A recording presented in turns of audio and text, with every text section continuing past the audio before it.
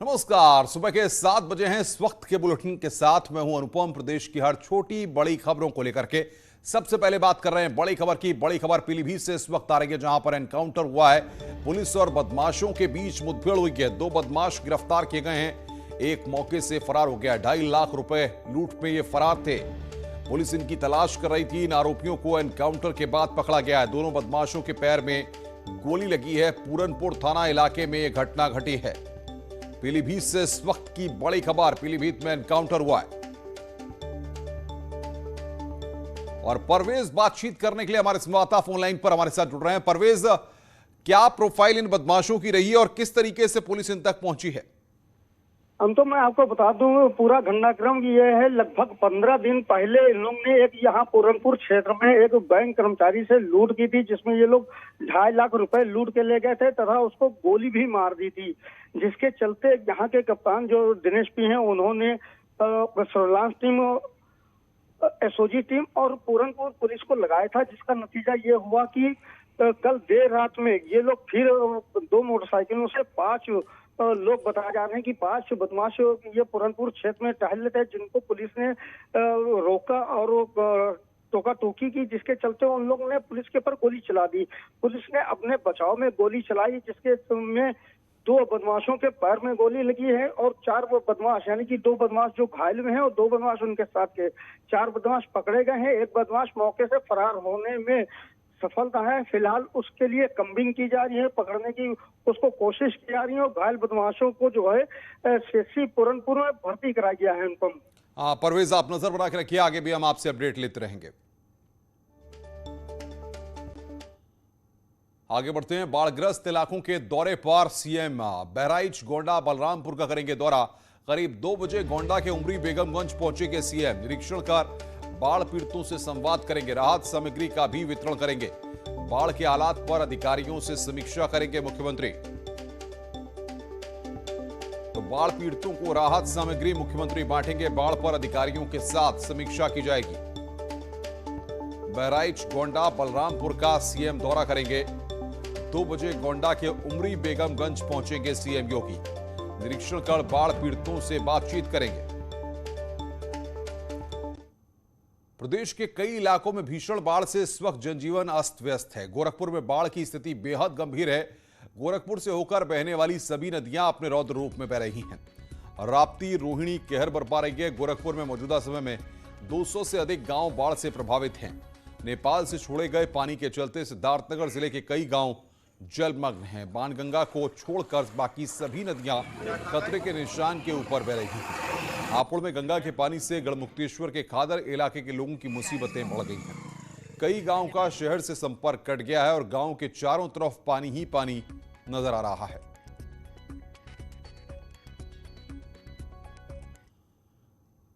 गोरखपुर में राप्ती और रोहिणी नदी किस तरह कहर बरपा रही है, देखिए हमारे संवाददाता राम गोपाल द्विवेदी की यह रिपोर्ट। गोरखपुर में नदियों का रौद्र रूप जारी है। सभी नदियां खतरे के निशान से ऊपर बह रही हैं।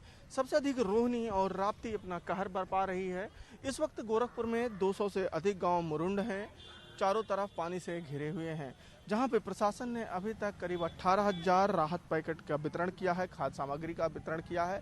इसी के साथ सरकारी स्तर से 350 नावें लगाई गई हैं और जो स्थानीय स्तर के नाविक हैं उनको भी ये कहा गया है कि आप अपनी नाव लगा के लोगों को राहत पहुंचाएं, उनको उसका भी पेमेंट किया जाएगा।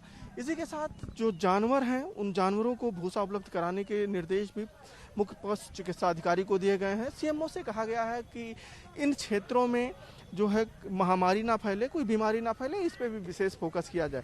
लेकिन स्थिति बेहद भयावह है। लगातार जो है नदियां बढ़ रही हैं और लोग अपनी जान बचाने के लिए अब बंधों के शरण में आ गए हैं। ये जो तस्वीरें हैं, ये तस्वीरें बता रही हैं कि किस तरीके से जो है लोग बंधों पे आ गए हैं और यहाँ पे रह रहे हैं। राप्ती का कहर यह है कि गोरखपुर से वाराणसी जो राष्ट्रीय राजमार्ग है कौड़ीराम के पास, वहाँ पे भी पानी चढ़ गया है, जिसके कारण उस हाईवे पे जो भारी वाहन है वो कौड़ीराम से ही डाइवर्ट कर दिए जा रहे हैं, गोरखपुर नहीं आ रहे हैं। और सोनौली गोरखपुर राष्ट्रीय राजमार्ग पे चिउटहा के पास एक तरफ हाईवे पे पानी चढ़ गया है। यानी कि दिन प्रतिदिन जो राप्ती है वो अपना कहर बरपा रही है और जलस्तर लगातार बढ़ता चला जा रहा है। अखिलेश पांडे के साथ रामगोपाल द्विवेदी, न्यूज 18 गोरखपुर। सिद्धार्थनगर जिले में इन दिनों बाढ़ के कहर ने लोगों की मुश्किलें बढ़ा दी हैं। जिले से बहने वाली सभी नदियों का जलस्तर बढ़ गया है। बाणगंगा को छोड़कर बाकी सभी नदियां खतरे के निशान के ऊपर बह रही हैं। किसानों की फसल पूरी तरह से बर्बाद हो गई है। लोगों के घरों में पूरी तरह पानी घुस गया है। इस समय लोग किसी तरह पानी में रहकर अपना गुजारा बसर कर रहे हैं। सरकार और प्रशासन से राहत की उम्मीद लगाए बैठे हैं। घर द्वार पर एकदम पानी चढ़ल में आम बाटी निकला। केहू 75 आवा केहू जैसे केहू नहीं आएगा। कुछ मिला आप लोगों के? बाढ़ से बहुत दिक्कत है, 100% दिक्कत है। क्या क्या? खाने पीने, नाव का आने जाने का, और उसके बाद में फसल का, हर चीज का दिक्कत है। जो सोचना चाहिए वो हर चीज का दिक्कत है। क्या आपके घर में पानी घुस गया? पानी घुसने वाला है। ये मान के चलिए कि पानी हो गया, रास्ता बंद हो गया है पूरा। फसल सब एकदम बर्बाद, फसल सब खत्म हो गया। बहुत दिक्कत एकदम घर में पानी भरल बा, कुछ चीज परेशानी बा। का कुल गेहूँ चावल कुल भीग गए है। कुछ नहीं। कहाँ रहते हो आप लोग? लगभग जो है बाढ़ की स्थिति अभी थोड़ी बड़ी हुई है। जैसे एक उसका सुहास रोड पे काफ़ी पानी भर गया है, एक ककराई पुल की तरफ और एक बर्डपुर की तरफ। इन 3 जगह पे प्रशासन के द्वारा जहाँ जहाँ भी लेखपालों द्वारा सूचित किया गया कि यहाँ पर नाव चाहिए, तो वहाँ नाव और स्टीमर उपलब्ध करा दिए गए। और अभी तक जो है 1750 खाद्यान्न जो है, जो हमारे मैरूंड गाँव है, उन मैरूंड गाँव में 1750 खाद्यान्न उपलब्ध करा दिए गए हैं। और 1000 खाद्यान्न की अभी और आवश्यकता जिस तरह से बताई जा रही है, तो सारे मैरूंड गाँव लगभग हमने खाद्यान्न से कवर कर लिए और तिरपाल भी बांटी गई है। और जो भी नाव और स्टीमर की आवश्यकता बताई जा रही है वो तत्काल बढ़ाई जा रही है। आगे बढ़ते सुपरटेक केस में एक्शन में एसआईटी। आज नोएडा अथॉरिटी जाएगी एसआईटी। सीएम योगी की सख्ती के बाद एक्शन शुरू हुआ है। जांच के लिए 5 सदस्यीय एसआईटी का गठन हुआ है। संजीव मित्तल की अध्यक्षता में एसआईटी की टीम बनी है। एसआईटी को 1 हफ्ते में अपनी रिपोर्ट सौंपनी है।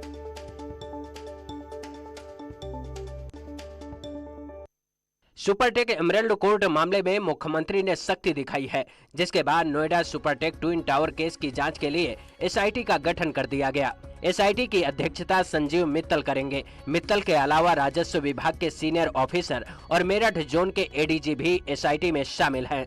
एसआईटी को कहा गया है कि वो जांच करे कि सुपरटेक के नियमों को ताक पर रखकर निर्माण कैसे हुआ, किन लोगों की मिली भगत से 40 फ्लोर का अवैध टावर बनाया गया। इस रिपोर्ट को एसआईटी 1 हफ्ते के अंदर सौंपेगी। नोएडा के सुपरटेक एमराल्ड के 2 टावर अवैध हैं। सुप्रीम कोर्ट उन्हें गिराने का आदेश दे चुका है। कोर्ट ने सुनवाई के दौरान नोएडा अथॉरिटी की भूमिका पर सवाल उठाए थे। अब मुख्यमंत्री योगी ने उस मामले को गंभीरता से लिया है। इस मामले की जांच रिपोर्ट आते ही दोषियों के खिलाफ कार्रवाई की बात कही जा रही है। फिरोजाबाद से खबर है, अस्पताल पहुंचेगी केंद्रीय टीम। बुखार और डेंगू से मौत मामले की जांच करेगी केंद्रीय स्वास्थ्य विभाग की टीम। वहां पर पहुंचेगी। लखनऊ से एक्सपर्ट टीम भी फिरोजाबाद पहुंचेगी। कई पहलुओं पर जांच करेगी। बीती रात एक और बच्चे ने वहां पर दम तोड़ दिया।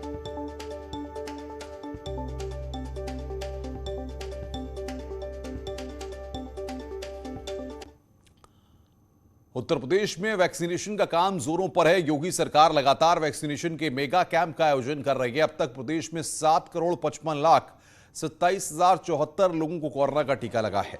इसमें से 6,34,23,858 लोगों को कोरोना का पहला डोज, जबकि 1,21,03,216 लोगों को कोरोना का दूसरा डोज लगा है।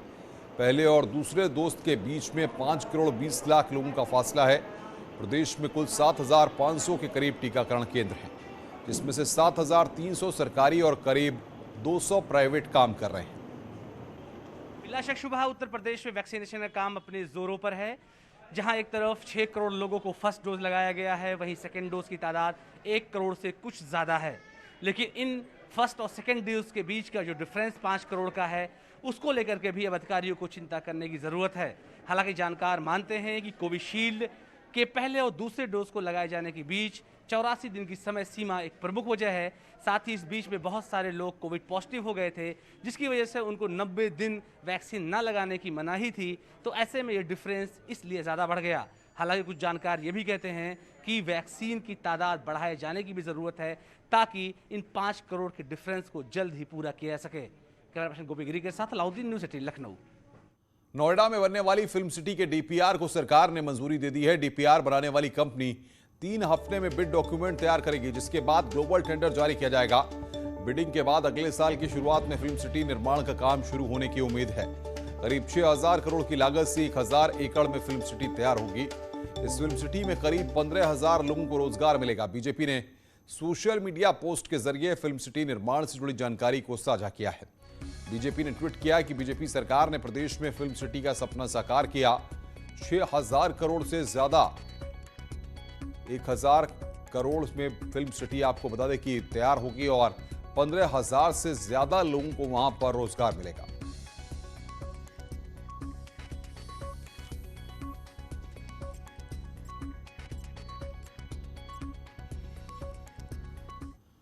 गोरखपुर में काजल हत्याकांड में फरार 1 लाख के इनामी आरोपी हरीश को पुलिस ने गिरफ्तार किया है। हत्याकांड के मुख्य आरोपी विजय प्रजापति की पुलिस तलाश कर रही है। मामला गगाहा थाने जगदीशपुर भलवान का है, जहां विजय नाम के आरोपी ने लड़की के पिता से मारपीट की और जब लड़की उसका वीडियो बनाने लगी तो उसने उसे गोली मार दी। मामले में हरीश आरोपी विजय का मददगार था, जिन्हें पुलिस ने गिरफ्तार किया है, लेकिन मुख्य आरोपी विजय प्रजापति अभी भी फरार है। उस पर 1 लाख रुपए का इनाम रखा गया है। खबर गाजियाबाद से है, जहां पे हत्या से सनसनी फैल गई है। दूध कारोबारी की गोली मारकर हत्या की गई है। 5 गोली मारी गई हैं। आपसी रंजिश में हत्या की आशंका जताई जा रही है। शव को पोस्टमार्टम के लिए फिलहाल भेजा गया है। भोजपुर थाना के मुकीमपुर गांव का यह पूरा मामला है। गाजियाबाद से बड़ी खबर, इस वक्त हत्या से सनसनी फैल गई है। आपसी रंजिश में हत्या की आशंका है। थाना भोजपुर में नरेश नामक व्यक्ति गोली मार दी गई है, जिससे उसकी मौके पर ही मृत्यु हो गई है। परिवारिकजनों ने जान पहचान के लोगों पर शंका जताई है। जांच की जा रही है। तहरीर प्राप्त कर आवश्यक विधिक कार्रवाई की जा रही है। आगे बढ़ते हैं। इटावा में पति पत्नी का विवाद सुलझाने के दौरान 2 लोगों की हत्या कर दी गई। आरोप है कि लड़की के पिता ने लड़के पक्ष के 2 लोगों को मौत के घाट उतार दिया। पुलिस ने 3 आरोपियों को हिरासत में ले लिया है। पूरी वारदात जसवंत नगर की है। हत्या का आरोपी सर्वेश रिटायर्ड फौजी बताया जा रहा है। पुलिस ने सभी पहलुओं की जांच के बाद कार्रवाई करने का दावा किया है। सर्वेश ने अपनी लाइसेंसी राइफल से फायर किया। 2 लोग घायल हुए थे। अस्पताल में जाते वक्त पहले एक की मृत्यु हुई और दूसरे अस्पताल में ले गए फायर सेंटर पे। वहाँ पर दूसरे व्यक्ति की भी, जो उनके रिश्तेदार था, दोनों की मृत्यु हो गई है। इस संबंध में अभी तहरीर नहीं प्राप्त हुई है। 3 लोगों को हिरासत में लिया जा चुका है। जैसे ही तहरीर प्राप्त होगी उस अनुरूप आगे कार्रवाई की जाएगी। गोरखपुर पुलिस ने दिल्ली की महिला से ठगी करने के मामले में 2 ठगों को गिरफ्तार किया, जिनके कब्जे से 40,000 नकदी भी बरामद की गई है। दरअसल दिल्ली की रहने वाली महिला को गिफ्ट भेजे जाने का झांसा देकर बदमाशों ने ठगी की थी। रामगढ़ ताल थाने की पुलिस ने बदमाशों को मयवा बंधे के पास से गिरफ्तार किया है। खबरें और भी हैं, फिलहाल एक ब्रेक के लिए। ब्रेक के बाद जल्द हाजिर होंगे।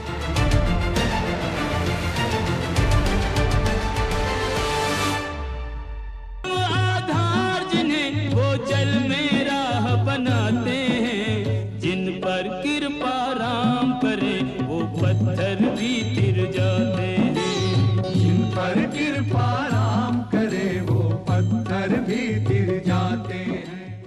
अयोध्या में राम मंदिर निर्माण तेजी से चल रहा है। समय पर काम पूरा हो जाए, इसके लिए इंजीनियर्स दिन रात मेहनत कर रहे हैं। मंदिर निर्माण के लिए 1990 से लेकर अब तक जितने पत्थर तराशे गए थे, उनको अब कार्यशाला से निर्माण स्थल पर लाने की तैयारी है, ताकि कार्यशाला में जगह बने और नए पत्थरों को तराशा जा सके।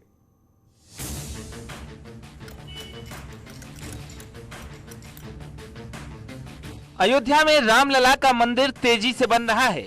सैकड़ों मजदूर और इंजीनियर्स दिन रात मेहनत कर रहे हैं, ताकि समय पर जल्द से जल्द मंदिर बनकर तैयार हो जाए। मंदिर निर्माण के लिए विश्व हिंदू परिषद ने जो कार्यशाला बनाई है, वहां फिर से पत्थरों की तराशी का काम शुरू होने वाला है। अब तक जितने पत्थर तराशे गए थे, उनकी साफ सफाई का काम किया जा रहा है। और इस समय राम जन्मभूमि में जो पत्थर तराश कर रखे गए थे, जो खंडित हो गए थे या किन्हीं कारणों से टूट गए थे, उन्हें दोबारा तराशने के लिए ये मजदूर आए हैं और ये लोग अब पत्थरों को उठा करके एक शेड के नीचे रख रहे हैं, जहां पर आर्किटेक्ट इनको डिज़ाइन और पत्थरों के माप के अनुसार कार्य करने के लिए डिज़ाइन उपलब्ध कराएंगे और उसके बाद उसी डिज़ाइन के अनुरूप इस पत्थरों पर तराशी का कार्य होगा। मंदिर निर्माण के लिए 4 लाख घन फुट पत्थरों की आवश्यकता है, जिसमें फर्स्ट फ्लोर के लिए लगभग 2,10,000 घन फुट पत्थरों की आवश्यकता है। फर्स्ट फ्लोर में जितने पत्थरों की आवश्यकता है उतना तैयार है। तराशे गए पत्थरों को कार्यशाला में ही एक ओर रखा गया है। कुछ इस तरीके की डिज़ाइन इन पत्थरों पर दिखेगी, जैसा आप देख सकते हैं। इस तरीके से एक बड़े बड़े शिलालेख हैं और इन पत्थरों को सजा करके इन पर डिज़ाइन बनाने के बाद इनका दोबारा से इस्तेमाल किया जाएगा। संपूर्ण पत्थर तराशी के बाद श्री राम जन्मभूमि तीर्थ क्षेत्र ट्रस्ट का कैंपस, जो इस समय रामलला का परिसर है, वहाँ पर ले जाकर रखेंगे और फिर आवश्यकता के अनुसार उन पत्थरों का इस्तेमाल होगा। राम मंदिर निर्माण में नींव का काम पूरा किया जा रहा है। तराशे गए पत्थरों को जल्द ही मंदिर निर्माण साइट पर ले जाया जाएगा। निर्माण साइट पर भी एक कार्यशाला बनाई जाएगी। इस कार्यशाला में भी पत्थरों को तराशने का काम होगा। तराशी कार्य के लिए राजस्थान और गुजरात से कारीगरों को बुलाया गया है।